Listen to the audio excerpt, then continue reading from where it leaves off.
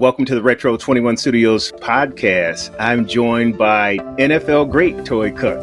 How you doing today, Toi? I'm doing great, Michael. Thank you. Thanks for having me. Awesome. I followed you from the early days with the Saints, with the 49ers, the Super Bowl win, and of course with the Panthers.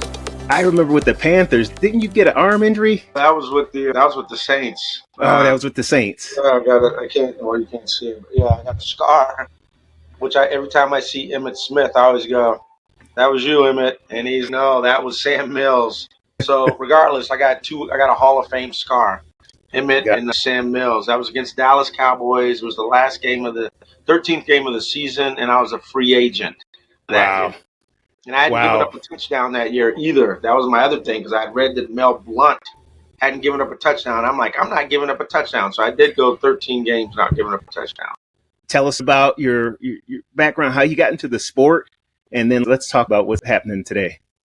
I have to give all the credit to my parents, specifically my dad, who was a cameraman. So I was born in Chicago, lived there till I was 7. We moved to Houston when I was 7. We lived there till I was 12. But he worked for ABC News, so he did the ABC News, so it allowed me to go on sets from 7 to 12. So imagine the power of television. I'm able to go onto a set, and I'm able to watch cameramen, directors, producers, the anchors. Then he does Astro games and Oiler training camp, and that's where I see baseball and decide that I want to be a baseball player. This is at like 7 years old. And then we move out to Los Angeles when I'm 12. The Dodgers win the World Series in 77. I like to say the year that I got there. And he did Dodger games. He worked at Paramount. He did Soul Train. He did What's Happening. He did Carter Country.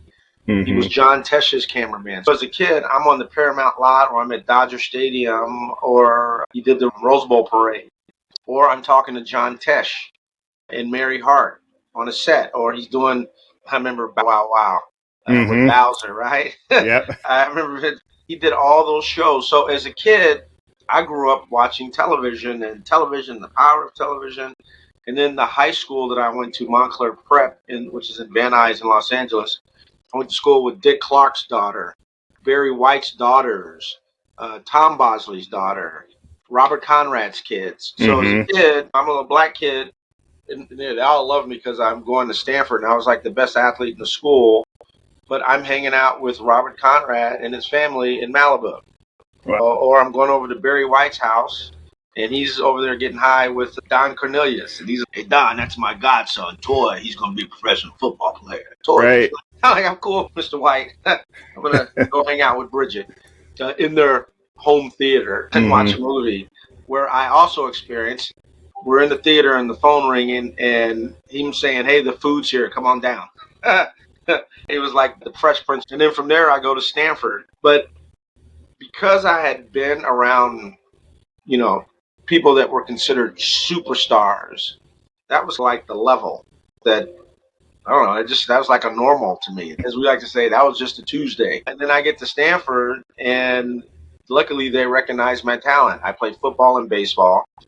They give me a scholarship in football. At the time, Stanford is known for having 2 sport athletes: John Lynch, John Elway, Mike Dotterer.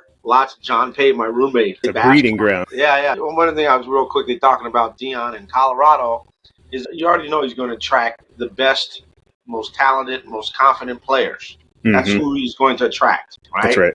And if you're not, you can't hang out with him. And then the other thing is that getting people to follow Prime, and I'm not shocked at all at what he's doing, right? So if you're that type of an athlete, you're going to go with Prime. Prime's going to get you on television. Prime's going to get you paid. Yep. The other thing, if you're a 2-sport athlete, I'd go see Prime, right? Because you ain't going to have any beef. He's going to understand. And that's a very important, I just think that there's a lot of advantages that he has. And I'm happy that he was able to do that because athletes can coach. We can be head coaches.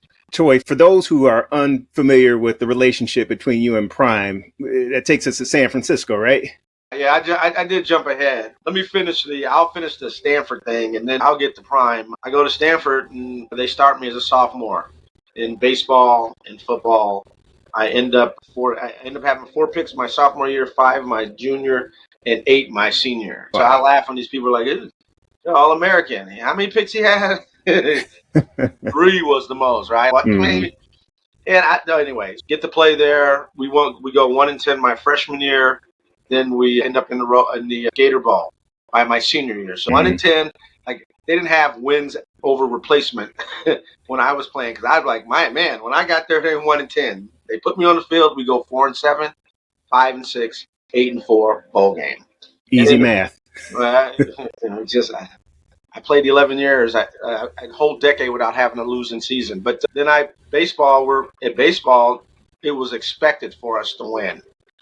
Losing was not an option, and I loved it. And we went to the College World Series my sophomore year as the #1 team in the country, and then we won it my senior year. And they've only won 2.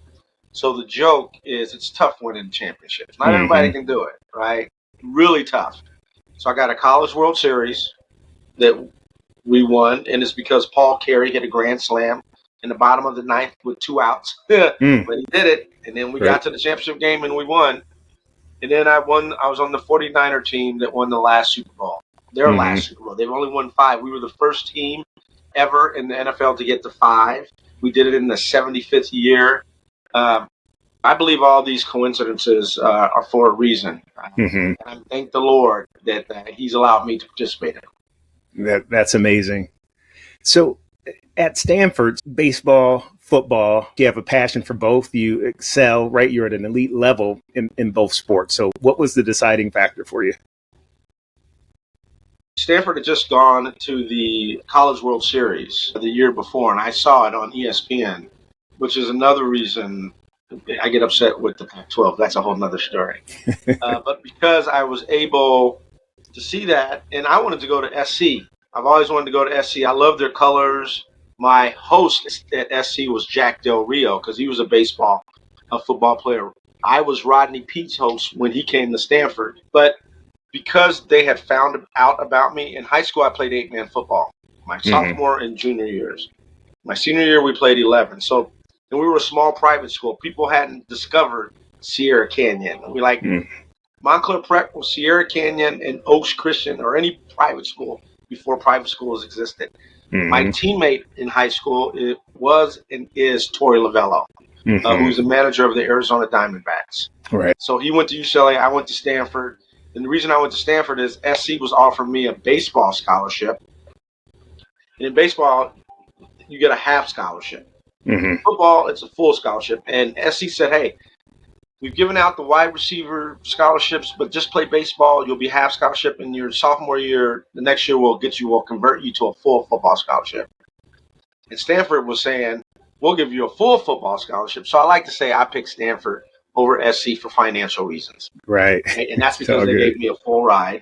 I also I just knew that the power of the brand, it's worldwide. And at the time, we were the #1 academic institution in the country. So that's another one of my jokes. I'm used to being #1. We went in college. We were #1 academic institution when I was in college for the 4 years that I was there. And when I get to the 9th, the Saints will never win. With our first year, we get 8-8. The next thing you know, I didn't have a losing season to my final year in the NFL with the Panthers, and I went 7-9. And had we won, we would have gone 8-8. So I'd have been able to roll smack. I still go, hey, listen, 500. Man, that's right. A decade. I don't know what 2-14 or 6-10. I don't even know what that is, right? We were always playing until the last week. Right. So coming into the Saints, for you guys come in, and it was a transition in program. The vibe changed almost overnight, and you guys were on the map. Tell me about that experience. When I got there, they went 8-8, I think, the year before with Jim Mora. And my first year there, I think we went 12-3, which was the strike year, I think. And we lost in the playoff. They never been in a playoff game. And it was out of control. And Jim Mora basically did the same thing that any new coach did. He brought in a bunch of players from the Philadelphia Stars. Sam Mills, I think Von Johnson, Antonio Gibson, his whole staff, Steve Sidwell, Dom Capers, I think Carl Smith, who's an offensive coordinator now or a quarterback coach at Seattle. Dom Capers, Vic Fangio just won yesterday in Dolphins with the Dolphins defensive coordinator. Steve Sidwell just passed away. Rest in peace. Great defensive coordinator. Jim Mora had a really good tree. And that's another reason that I was able to play 11 years is because Jim Mora, Steve Sidwell, Dom Capers, Vic Fangio, and John Pease, but really John Pease, but those guys really laid the foundation for what is great defense we've come to learn. Mm-hmm. Dom did it in Pittsburgh. He did it in Carolina. Vic was with them. Vic has gone everywhere. Vic Fangio has gone. He's had the best defense. And even when I played for the Niners and we won the Super Bowl, I thought the scheme that Vic and we ran was better than the scheme we ran with the Niners. Mm-hmm. And that just goes to show you how good, when you have players, it don't matter what the scheme is. Absolutely. Look, Tim McDonald, who should be considered for the Hall of Fame. Mm-hmm. My class, we're the same class, 87. I've known Tim since we were freshmen. He coached in the league, but he always talks about Jimmy and Joe's. Whoever has the most Jimmys is going to win. And you saw it versus SC and Stanford, which was like, I think, 51-10 or something, 56-10. Mm-hmm. They just got way more athletes than we do. Mm-hmm. Colorado has more athletes than everyone that they've played. And the funny thing is, once again, they're going to be a well-coached team. They're going to have great schemes. And I'm telling you, when you have players, I've seen it firsthand with the Niners. Mm-hmm. Our whole team, it was like a Hall of Fame team. Mm-hmm. We had backups that were Hall of Famers. I used to joke that I would tease the coaches. Like, we had the most well-rested coaches in all of football. They slept like babies, right? Right. They didn't have nothing to worry about.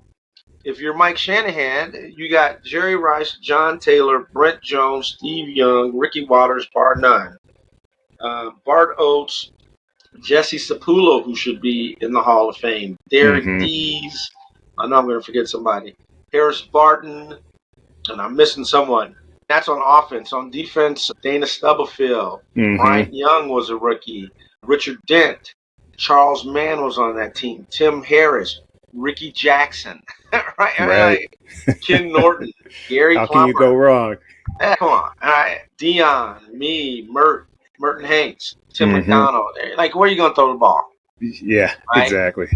And, oh, by the way, we got an offense. So you're playing catch-up. So those guys get it ain't like we were playing close games. We got blown out by Philadelphia, but everyone else was getting smoked. We were 18.5-point favorites.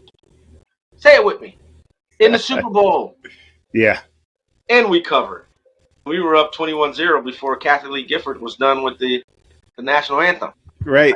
That was beautiful, man. Yeah, if you weren't a Charger fan. That's right. You talked about bringing the quality players in, right? So the coaches bringing in a team that they can't lose with. So bring that in the context of Deion and what has changed. So everybody's talking about the transfer portal and this and that, but he's put together a program, and there is some controversy around the transfer portal. What are your thoughts around all that? It's called Wake Up and Come to the Future. That's the world we live in. Everyone's trying to talk about, this is about education. First of all, players were complaining back in the day about all the time we spent, right? All the time we spent and all the money we were generating. And coaches, they could leave any time to go they could be there one day and then be gone the next day for a better job, better gig. But we couldn't. If we moved, you got penalized, right? It was completely backwards. And I'm not going to call it slavery because we were compensated very well. We were given a chance for an education, but I believe that the scales have tipped to where now it's even. All you have to do is just when you're watching, whether it be college football or the NFL, look at the commercials. Right? Look at the commercials and look at the amount of athletes that they're using. I saw Jefferson from the Minnesota Vikings for some sleeping bed. Right? That's right. That's right. The NFL is COVID-proof. What Deion did is, look, Lincoln Riley did it the year before where he brought in 30 people to SC. And then he brought another 30, right? It's like a completely different team. Everything they're doing is legal and fair. My complaint about Stanford, because we're supposed to be the smart people, is how did they beat us on a train? And we're supposed to be like Tesla. We're supposed to be like putting rocket ships.